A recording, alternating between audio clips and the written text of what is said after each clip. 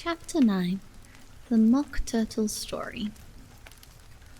"You can't think how glad I am to see you again, you dear old thing," said the Duchess, as she tucked her arm affectionately into Alice's, and they walked off together. Alice was very glad to find her in such a pleasant temper, and thought to herself that perhaps it was only the pepper that had made her so savage when they met in the kitchen. "When I'm a duchess," she said to herself, not in a very hopeful tone though, "I won't have any pepper in my kitchen at all. Soup does very well without. Maybe it's always pepper that makes people hot-tempered," she went on, very much pleased at having found out a new kind of rule, "and vinegar that makes them sour, and chamomile that makes them bitter, and barley sugar and such things that make children sweet-tempered. I only wish people knew that, then they wouldn't be so stingy about it, you know." She had quite forgotten the Duchess by this time, and was a little startled when she heard her voice close to her ear. "You're thinking about something, my dear, and that makes you forget to talk. I can't tell you just now what the moral of that is, but I shall remember it in a bit." "Perhaps it hasn't one," Alice ventured to remark. "Tut, tut, child," said the Duchess. "Everything's got a moral if only you can find it." And she squeezed herself up closer to Alice's side as she spoke. Alice did not very much like keeping so close to her, first, because the Duchess was very ugly, and secondly, because she was exactly the right height to rest her chin upon Alice's shoulder, and it was an uncomfortably sharp chin. However, she did not like to be rude, so she bore it as well as she could. "The game's going on rather better now," she said, by way of keeping up the conversation a little. "'Tis so," said the Duchess, "and the moral of that is, 'tis love that makes the world go round." "Somebody said," Alice whispered, "that it's done by everybody minding their own business." "Ah, well, it means much the same thing," said the Duchess, digging her sharp little chin into Alice's shoulder as she added, "and the moral of that is, take care of the scents and the sounds will take care of themselves." How fond she is of finding morals in things, Alice thought to herself. "I dare say you're wondering why I don't put my arm round your waist," the Duchess said after a pause. "The reason is that I'm doubtful about the temper of your flamingo. Shall I try the experiment?" "He might bite," Alice cautiously replied, not at all anxious to have the experiment tried. "Very true," said the Duchess. "Flamingos and mustard both bite, and the moral of that is, birds of a feather flock together." "Only mustard isn't a bird," Alice remarked. "Right, as usual," said the Duchess. "What a clear way you have of putting things." "It's a mineral, I think," said Alice. "Of course it is," said the Duchess, who seemed ready to agree to everything that Alice said.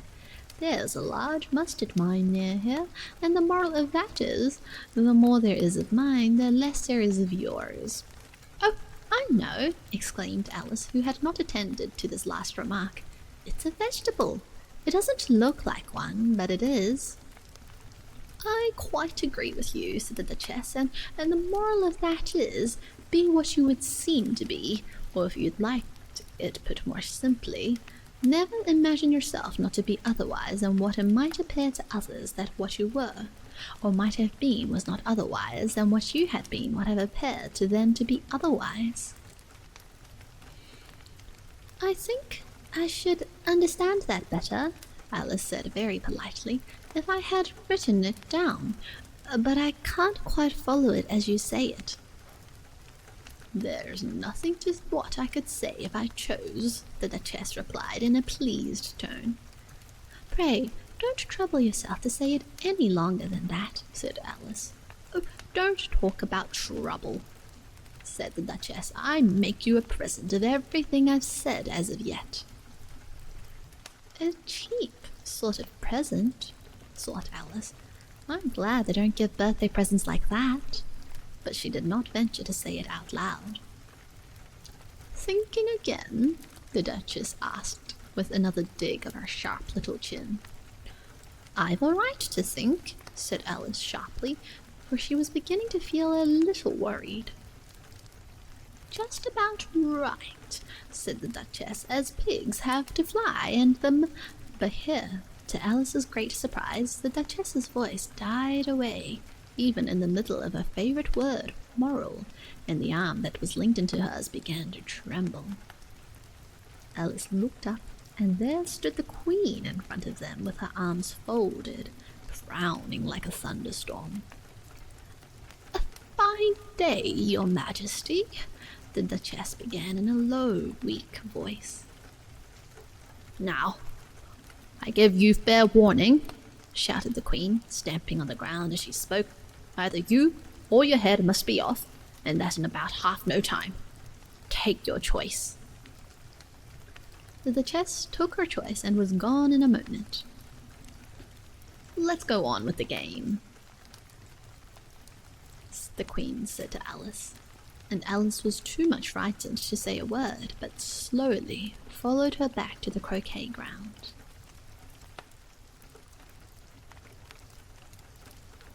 The other guests had taken advantage of the Queen's absence and were resting in the shade.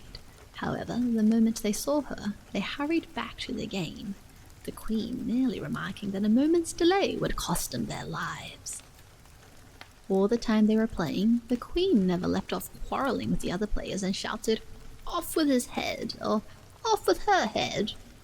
Those whom she sentenced were taken into custody by the soldiers, who of course had to leave off being archers to do this, so that by the end of half an hour or so there were no archers left, and all the players except the King, the Queen, and Alice were in custody and under sentence of execution. Then the Queen left off, quite out of breath, and said to Alice, "Have you seen the mock turtle yet?" "No," said Alice. "I don't even know what a mock turtle is." "It's the thing mock turtle soup is made from," said the Queen. "I never saw one or heard of one," said Alice. "Come on then," said the Queen, "and he shall tell you his history." As they walked off together, Alice heard the King say in a low voice to the company generally, "You are all pardoned. Come, that's a good thing," she said to herself, for she had felt quite unhappy at the number of executions the Queen had ordered. They very soon came upon a griffin lying fast asleep in the sun. If you don't know what a griffin is, look at the picture. "Up, lazy thing," said the Queen, "and take this young lady to see the mock turtle and to hear his history. I must go back and see after some executions I have ordered," and she walked off, leaving Alice alone with the griffin. Alice did not quite like the look of this creature, but on the whole she thought it would be quite as safe to stay with it as to go after that savage Queen, so she waited. The griffin sat up and rubbed its eyes, but then it watched till the Queen she was out of sight, then it chuckled. "What fun," said the griffin, half to itself, half to Alice. "What is the fun?" said Alice. "Why, she," said the griffin. "It's all her fancy, that. They never execute nobody, you know. Come on." "Everybody says come on here," thought Alice as she went slowly after it. "I never was so ordered about in all my life. Never." They had not gone far before they saw the mock turtle in the distance, sitting sad and lonely on a little ledge of rock, and, as they came nearer, Alice could hear him sighing as if his heart could break. She pitied him deeply. "What What is his sorrow? She asked the Griffin, and the Griffin answered very nearly in the same words before. It's all his fancy, that, and he hasn't got no sorrow, you know. Come on. So they went up to the Mock Turtle, who looked at them with large eyes, full of tears, but said nothing. This here young lady, said the Griffin, she wants for to know your history, she do. I'll tell it her, said the Mock Turtle in a deep, hollow tone. Sit down, both of you, and don't speak a word till I've finished. So they sat down, and nobody spoke for some minutes. Alice thought to herself, I don't see how he can ever finish if he doesn't begin. But she waited patiently. Once, said the Mock Turtle at last, with a deep sigh, I was a real turtle. These words were followed by a very long silence, broken only by an occasional exclamation of "Caw!" from the Griffin, and the constant heavy sobbing of the Mock Turtle. Alice was very nearly getting up and saying, Thank you, sir, for your interesting story, but she could not help thinking that there must be more to come, so she sat still and said nothing. When we were little, the Mock Turtle went on at last, more calmly, though still sobbing a little now and then. We went to school in the sea. The master was an old turtle. We used to call him Tortoise. Why did you call him Tortoise if he wasn't one? Alice asked. We called him Tortoise because he taught us, said the Mock Turtle angrily. Really, you are very dull. You ought to be ashamed of yourself for asking such a simple question, added the Griffin, and then they both sat silent and looked at poor Alice, who felt ready to sink into the earth. At last, the Griffin said to the Mock Turtle, Drive on, old fellow, don't be all day about it, and he went on in these words. Yes, we went to school in the sea, though you mayn't believe it. I never said I didn't, interrupted Alice. You did, said the Mock Turtle. Hold your tongue, added the Griffin before Alice could speak again. The Mock Turtle went on. We had the best of educations. In fact, we went to school every day. I've been to day school too, said Alice. You needn't be so proud as all that. With extras? Asked the Mock Turtle a little anxiously. Yes, said Alice. We learned French and music. And washing? Said the Mock Turtle. Certainly not, said Alice indignantly. Ah, then yours wasn't a really good school, says the Mock Turtle in a tone of great relief. Now, at ours, they had at the end of the bill French, music, and washing extra. You couldn't have wanted it much, said Alice, living at the bottom of the sea. I couldn't afford to learn it, said the Mock Turtle with a sigh. I only took the regular course. What was that? Inquired Alice. Reeling and rising, of course, to begin with, the Mock Turtle replied, and then the different branches of arithmetic. Ambition, distraction, uglification, and derision. I never heard of uglification, Alice ventured to say. What is it? The Griffin lifted up both its paws in surprise. What?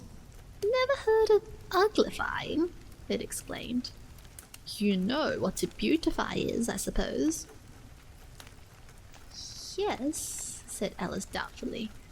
It means to make anything prettier. Well then, the Griffin went on, if you don't know what to uglify is, you are a simpleton. Alice did not feel encouraged to ask any more questions about it, so she turned to the Mock Turtle and said, "What else had you to learn?"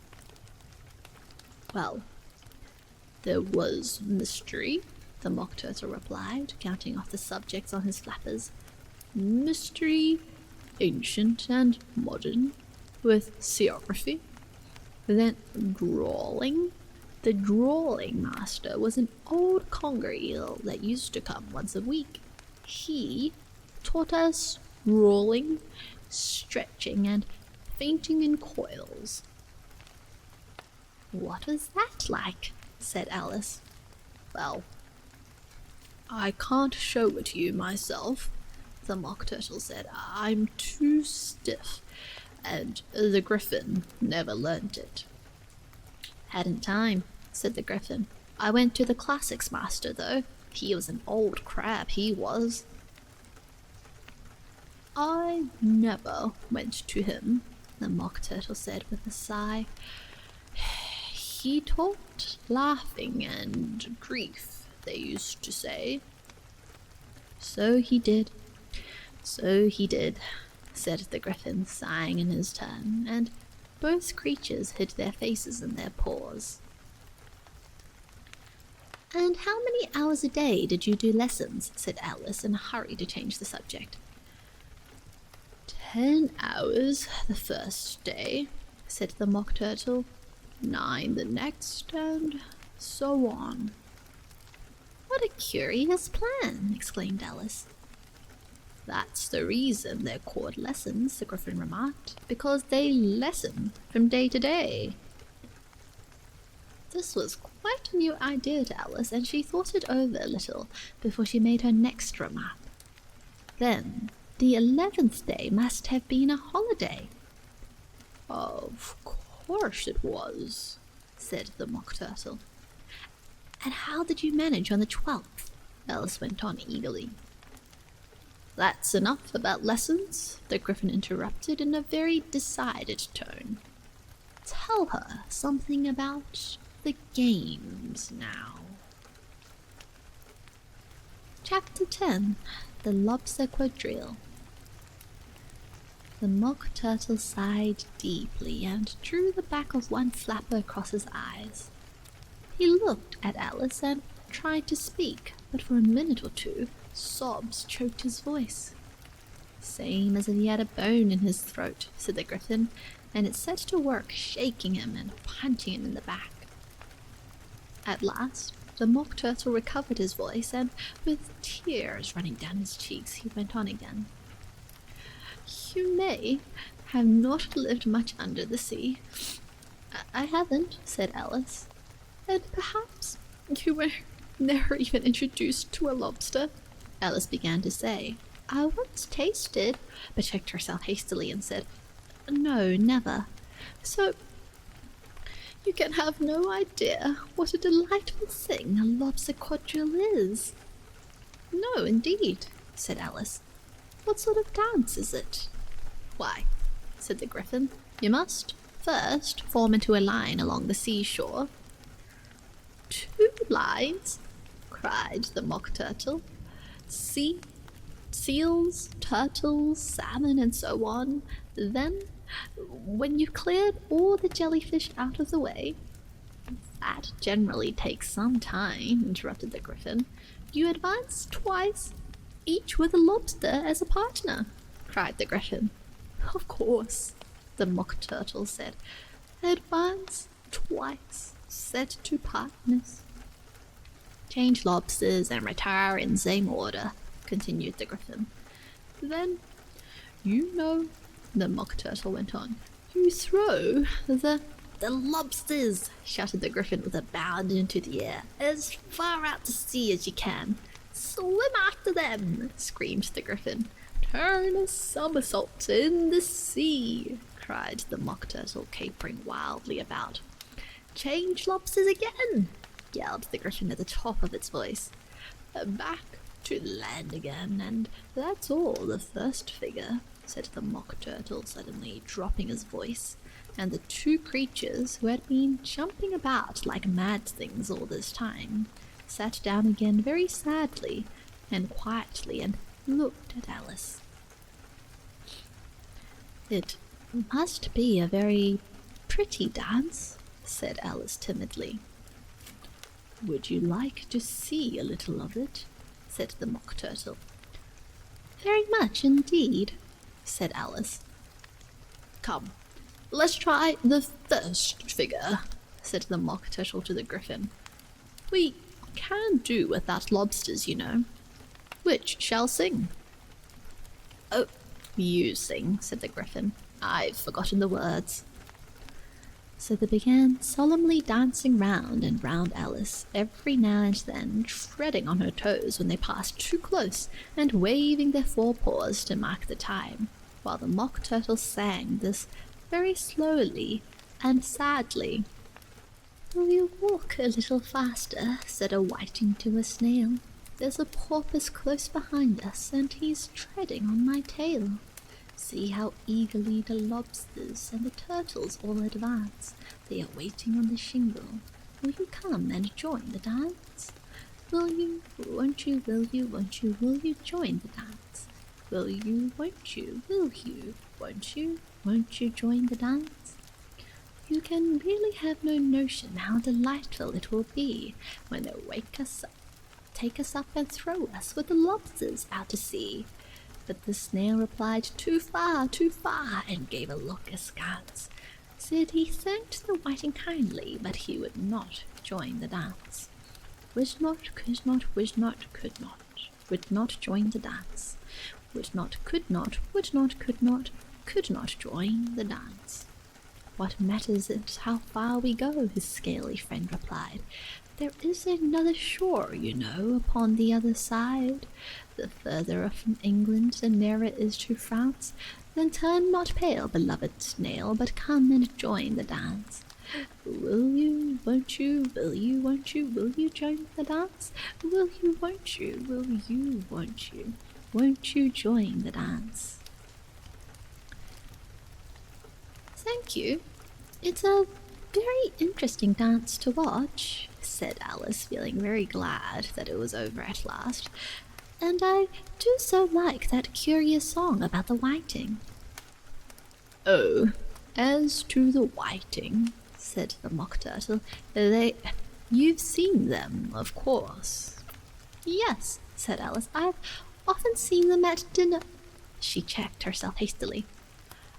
I don't know where din may be, said the Mock Turtle, but if you've seen them so often, of course you know what they're like.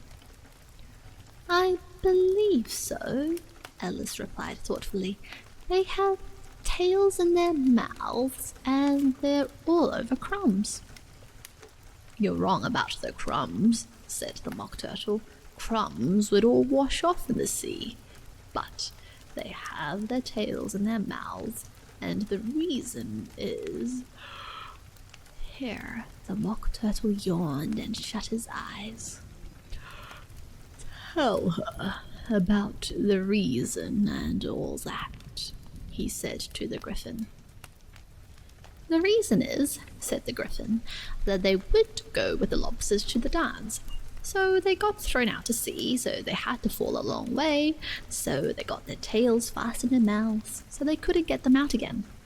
That's all. Thank you, said Alice. It's very interesting. I never knew so much about a whiting before. I can tell you more than that if you like, said the Gryphon. Do you know why it's called a whiting? I never thought about it, said Alice. Why? It does the boots and shoes, the Gryphon replied very solemnly. Alice was thoroughly puzzled. Does the boots and shoes? She repeated in a wondering tone. Why? What are your shoes done with? Said the Gryphon. I mean, what makes them so shiny? Alice looked down at them and considered a little before she gave her answer. They're done with blacking, I believe. Boots and shoes under the sea, the Griffin went on in a deep voice, are done with the whiting. Now you know. And what are they made of? Alice asked in a tone of great curiosity. Soles and eels, of course, the Griffin replied rather impatiently. Any shrimp could have told you that. If I'd been the whiting, said Alice, whose thoughts were still running on the song, I'd have said to the porpoise, keep back, please, we don't want you with us. They were obliged to have him with them, the Mock Turtle said. No wise fish would go anywhere without a porpoise. Wouldn't it really? Said Alice in a tone of great surprise. Of course not, said the Mock Turtle.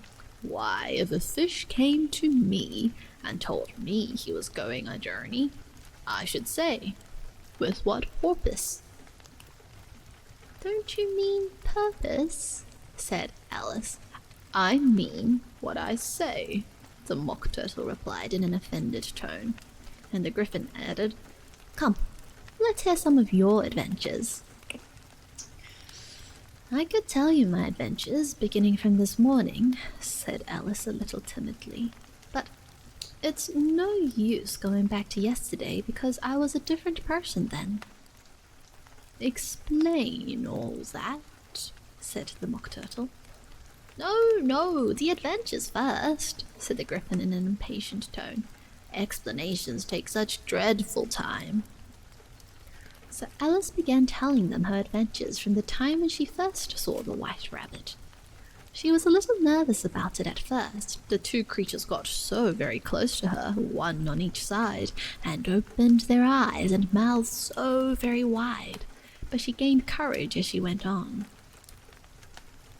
Her listeners were perfectly quiet till she got to the part about her repeating, You are old, Father William, to the caterpillar, and the words all coming different.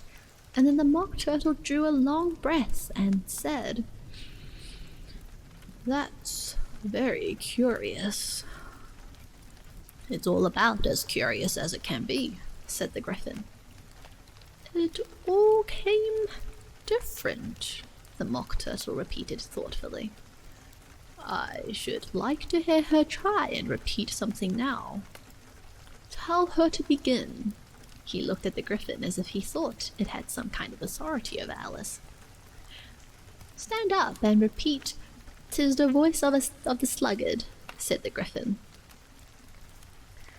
How the creatures order one about and make one repeat lessons, thought Alice. I might as well be at school at once. However, she got up and began to repeat it, but her head was still so full of the lobster quadrille that she hardly knew what she was saying, and the words came very queer indeed. "'Tis the voice of the lobster, I heard him declare, You have baked me too brown, I must sugar my hair.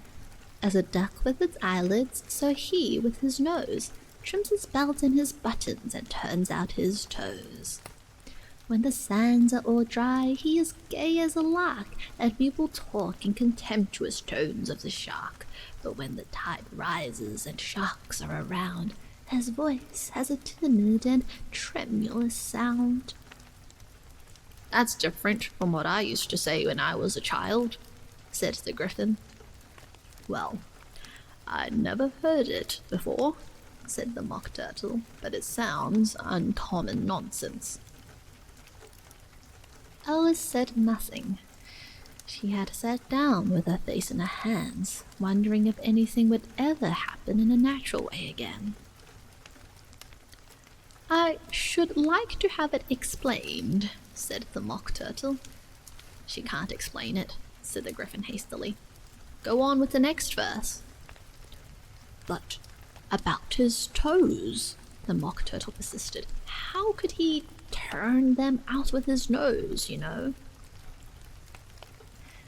"It's the first position in dancing," Alice said, but was dreadfully puzzled by the whole thing and longed to change the subject. "Go on with the next verse," the Griffin repeated impatiently. "It begins, I passed by his garden." Alice did not dare disobey, though she felt sure it would all come wrong, and she went on in a trembling voice. I passed by his garden and marked with one eye how the owl and the panther were sharing a pie. The panther took pie crust and gravy and meat, while the owl had the dish as its share of the treat. When the pie was all finished, the owl, as a boon, was kindly permitted to pocket the spoon, while the panther received knife and fork with a growl, and concluded the banquet. "What is the use of repeating all that stuff?" the Mock Turtle interrupted, "if you don't explain it as you go on. It's by far the most confusing thing I ever heard." "Yes, I think you'd better leave off," said the Gryphon, and Alice was only too glad to do so. "Shall we try another figure of the lobster quadrille?" the Gryphon went on, "or would you like the Mock Turtle to sing you a song?" "Oh, a song, please, if the Mock Turtle would be so kind," Alice replied, so eagerly that the Gryphon said in a rather offended tone, "No accounting for tastes. Sing her turtle soup, will you, old fellow?" The Mock Turtle sighed deeply and began, in a voice sometimes choked with sobs, to sing this: "Beautiful soup, so rich and green, waiting in a hot tureen. Who for such dainties would not stoop? Soup of the evening, beautiful soup. Soup of the evening, beautiful soup. Beautiful soup, beautiful soup. Soup of the evening, beautiful, beautiful soup. Beautiful soup, who cares for fish, game, or any other dish? Who would not give all else for 2 pennyworth only of beautiful soup? Pennyworth only of beautiful soup. Beautiful soup, beautiful soup. Soup of the evening, beautiful, beautiful soup." "Chorus again," cried the Gryphon, and the Mock Turtle had just begun to repeat it when a cry of "The trial's beginning" was heard in the distance. "Come on," cried the Gryphon, and taking Alice by the hand, it hurried off without waiting for the end of the song. "What trial is it?" Alice panted as she ran, but the Gryphon only answered, "Come on," and ran the faster, while more and more faintly came, carried on the breeze that followed them, the melancholy words: "Soup of the evening, beautiful, beautiful soup." Chapter 11. Who Stole the Tarts? The King and Queen of Hearts were seated on their throne when they arrived, with a great crowd assembled about them, all sorts of little birds and beasts, as well as a whole pack of cards. The knave was standing before them in chains, with a soldier on each side to guard him, and near the king was a white rabbit, with a trumpet in one hand and a scroll of parchment in the other. In the middle of the court was a table, with a large dish of tarts upon it. They looked so good that it made Alice quite hungry to look at them. "I wish they'd get the trial done," she thought, "and hand round the refreshments." But there seemed to be no chance of this, so she began looking at everything about her to pass away the time. Alice had never been in a court of justice before, but she had read about them in books, and she was quite pleased to find that she knew the name of nearly everything there. "That's the judge," she said to herself, "because of his great wig." The judge, by the way, was the king, and as he wore his crown over the wig, look at the frontispiece if you want to see how he did it. He did not look at all comfortable, and it was certainly not becoming. And that's the jury box, thought Alice, and those 12 creatures. She was obliged to say creatures, you see, because some of them were animals and some were birds. I suppose they are the jurors. She said this last word 1 or 2 times over to herself, being rather proud of it, for she thought, and rightly too, that very few little girls of her age knew the meaning of it all at all. However, jurymen would have done just as well. The 12 jurors were all writing very busily on slates. "What are they doing?" Alice whispered to the griffin. "They can't have anything to put down yet before the trial's begun." "They're putting down their names," the griffin whispered in reply, "for fear that they should forget them before the end of the trial." "Stupid things," Alice began in a loud, indignant voice, but she stopped hastily, for the white rabbit cried out, "Silence in the court!" And the king put on his spectacles and looked anxiously around to make out who was talking.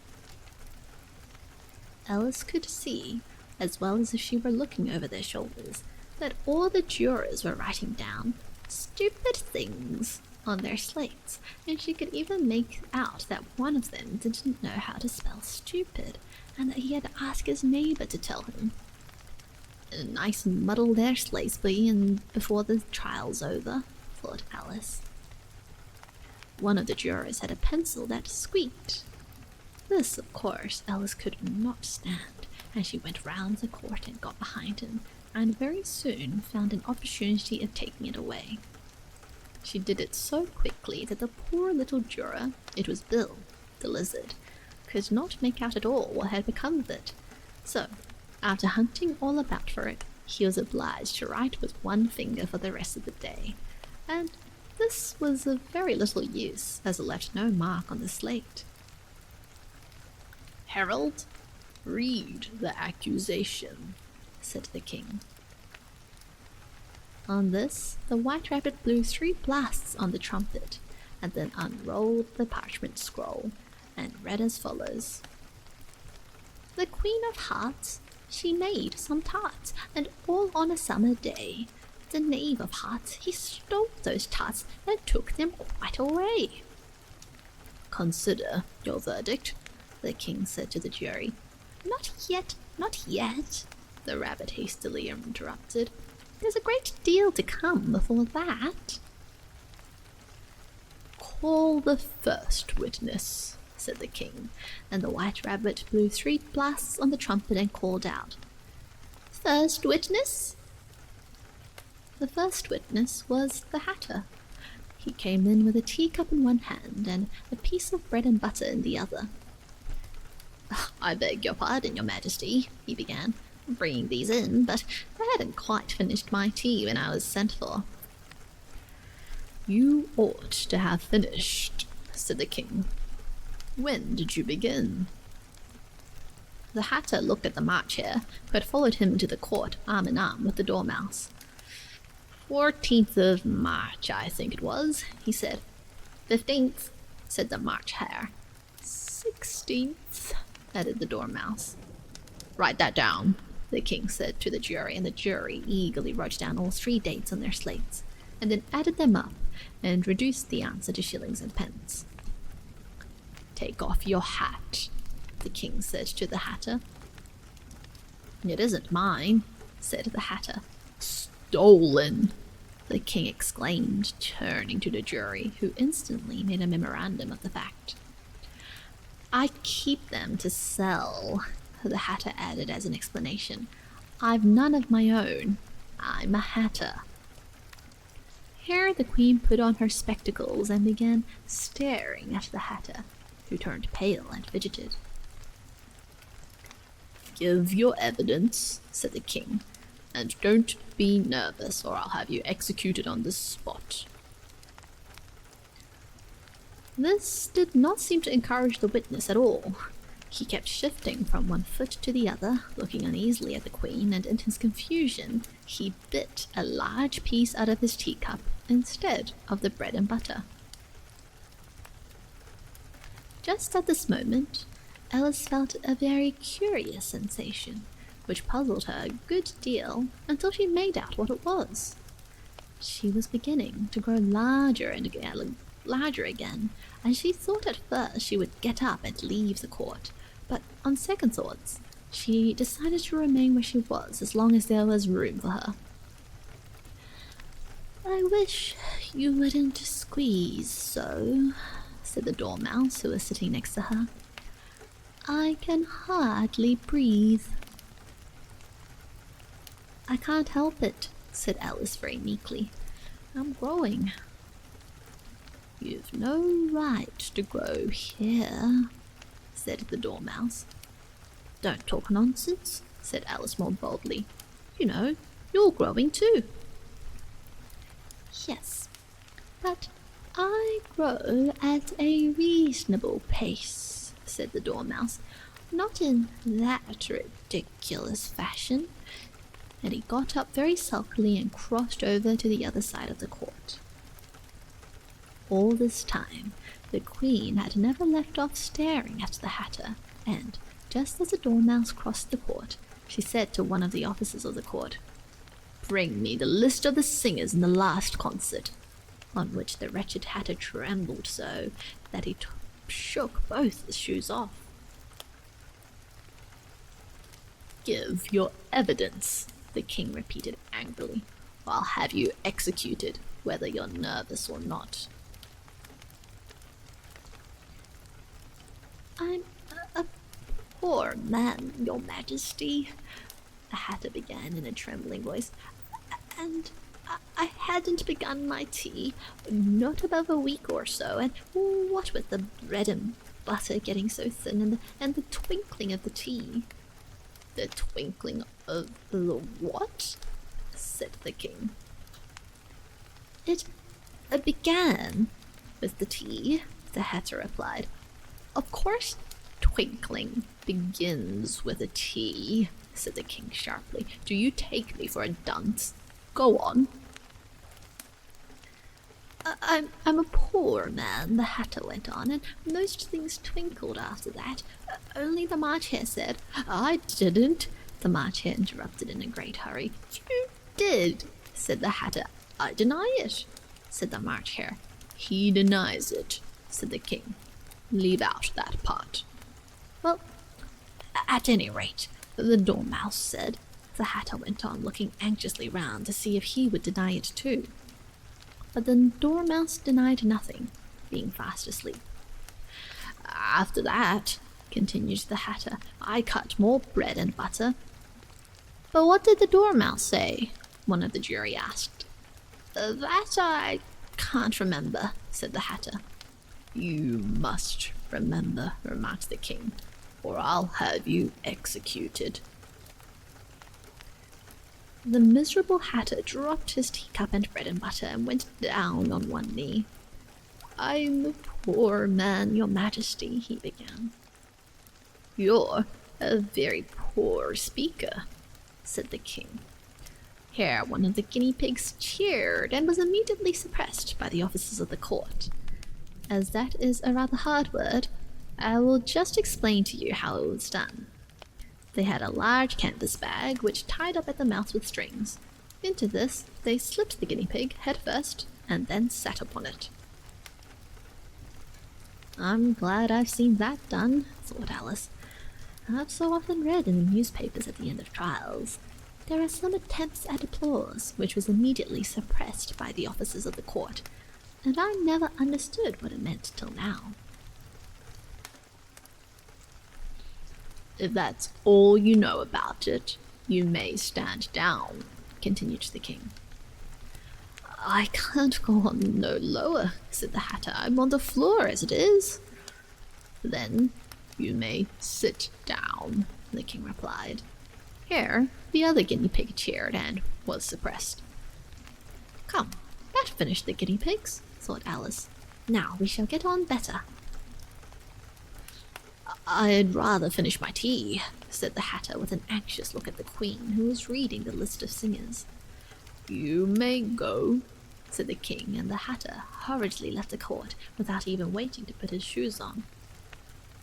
And just take his head off outside, the Queen added to one of the officers, but the Hatter was out of sight before the officer could get to the door. Call the next witness, said the King. The next witness was the Duchess's cook.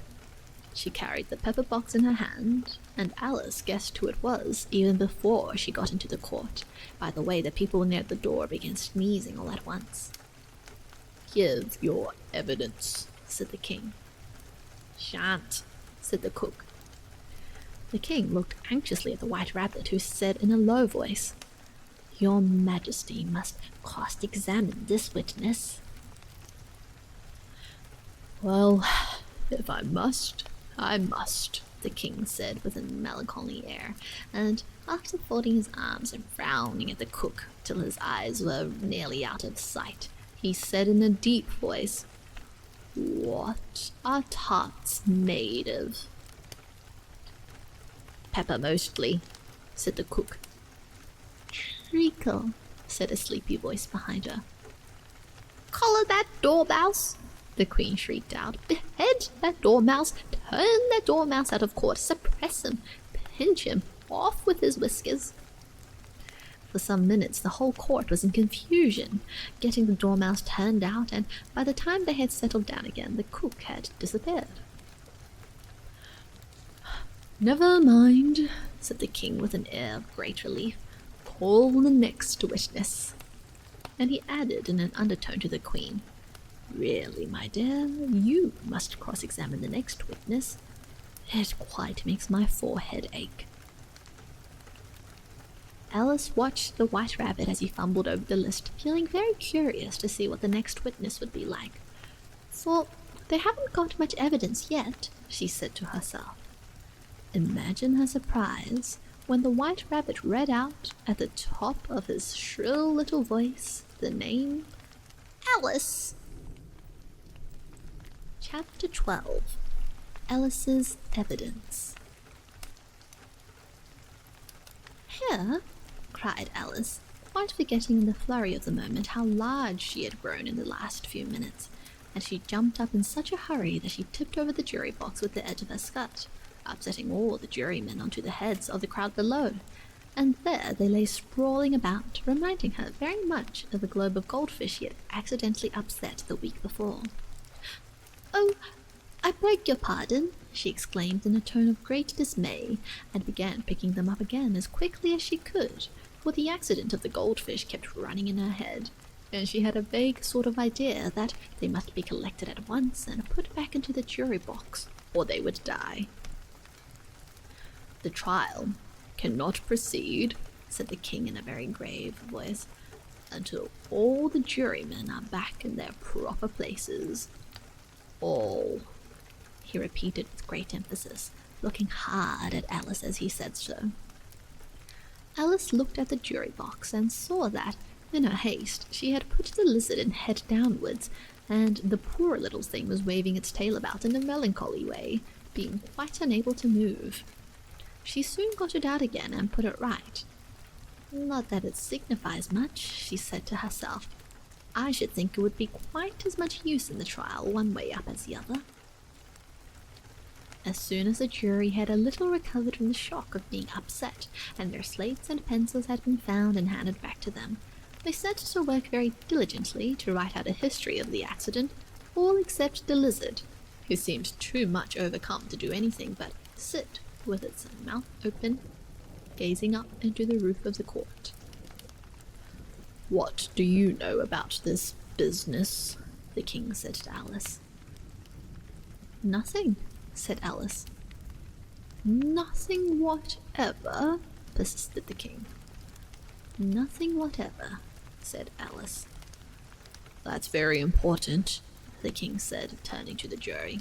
They were just beginning to write this down on their slates when the White Rabbit interrupted. Unimportant, Your Majesty means, of course, he said in a very respectful tone, but frowning and making faces at him as he spoke. Unimportant, of course, I meant, the King hastily said, and went on to himself in an undertone. Important, unimportant, unimportant, important, as if he were trying which word sounded best. Some of the jury wrote it down, important, and some unimportant. Alice could see this, and she was near enough to look over their slates. But it doesn't matter a bit, she thought to herself. At this moment, the king, who had been silent for some time, busily writing in his notebook, cackled out, "Silence!" and read out from his book, "Rule 42. All persons more than a mile high to leave the court." Everybody looked at Alice. "I'm not a mile high," said Alice. "You are," said the king. "Nearly 2 miles high," added the queen. "Well, I shan't go at any rate," said Alice. "Besides, that's not a regular rule. You invented it just now." "It's the oldest rule in the book," said the king. "Then it ought to be number 1, said Alice. The king turned pale and shut his notebook hastily. "Consider your verdict," he said to the jury in a low, trembling voice. "There's more evidence to come yet, please, your majesty," said the white rabbit, jumping up in a great hurry. "This paper has just been picked up." "What's in it?" said the queen. "I haven't opened it yet," said the white rabbit, "but it seems to be a letter written by the prisoner to somebody." "It must have been that," said the king, "unless it was written to nobody, which isn't usual, you know." "Who's it directed to?" said one of the jurymen. "It isn't directed at all," said the white rabbit. "In fact, there's nothing written on the outside." He unfolded the paper as he spoke and added, "It isn't a letter, after all. It's a set of verses." "Are they in the prisoner's handwriting?" asked another of the jurymen. "No, they're not," said the white rabbit, "and that's the queerest thing about it." The jury all looked puzzled. "He must have imitated somebody else's hand," said the king. The jury all brightened up again. "Please, your majesty," said the knave, "I didn't write it, and they can't prove I did. There's no name signed at the end." "If you didn't sign it," said the king, "that only makes the matter worse. You must have meant some mischief, or else you'd have signed your name like an honest man." There was a general clapping of hands at this. It was the first really clever thing the king had said that day. "That proves his guilt," said the queen. "It proves nothing of the sort," said Alice. "Why, you don't even know what they're about." "Read them," said the king. The white rabbit put on his spectacles. "Where shall I begin, please, your majesty?" he asked. "Begin at the beginning," the king said gravely, "and go on till you come to the end. Then stop." These were the verses the white rabbit read. "They told me you had been to her and mentioned me to him. She gave me a good character, but said I could not swim. He sent them word I had not gone. We know it to be true. If she should push the matter on, what would become of you? I gave her 1, they gave him 2. You gave us 3 or more. They all returned from him to you, though they were mine before. If I or she should chance to be involved in this affair, he trusts you to set them free exactly as we were. My notion was that you had been, before she had this fit, an obstacle that came between him and ourselves and it. Don't let him know she liked them best, for this must ever be a secret kept from all the rest, between yourself and me." "That's the most important piece of evidence we've heard yet," said the king, rubbing his hands. "So now, let the jury—" "If any one of them can explain it," said Alice. She had grown so large in the last few minutes that she wasn't a bit afraid of interrupting him. "I'll give them 6 pence." I don't believe there's an atom of meaning in it. The jury all wrote down on their slates, "She doesn't believe there's an atom of meaning in it." But none of them attempted to explain the paper. "If there's no meaning in it," said the king, "that saves a world of trouble, you know, as we needn't try to find any. And yet, I don't know," he went on, spreading out the verses on his knee and looking at them with one eye. "I seem to see some meaning in them after all. Said I could not swim. You can't swim, can you?" he added, turning to the knave. The knave shook his head sadly. "Do I look like it?" he said, which he certainly did not, being made entirely of cardboard. "All right so far," said the king, and he went on muttering over the verses to himself. "We know it to be true. That's the jury, of course. I gave her 1, they gave him 2. Why, that must be what he did with the tarts, you know." "But it goes on, they all returned from him to you," said Alice. "Why, there they are," said the king triumphantly, pointing to the tarts on the table. "Nothing can be clearer than that. Then again, before she had this fit, you never had fits, my dear, I think," he said to the queen. "Never," said the queen furiously, throwing in an inkstand at the lizard as she spoke. The unfortunate little Bill had left off writing on his slate with one finger, as he found it made no mark, but he now hastily began again, using the ink that was trickling down his face as long as it lasted.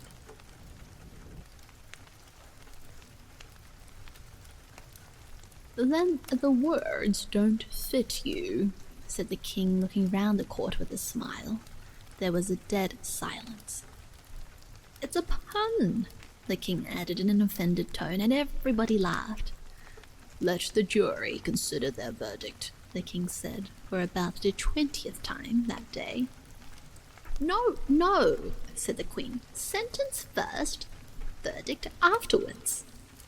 "Stuff and nonsense," said Alice loudly. "The idea of having the sentence first." "Hold your tongue," said the queen, turning purple. "I won't," said Alice. "Off with her head," the queen shouted at the top of her voice. Nobody moved. "Who cares for you?" said Alice. She had grown to her full size by this time.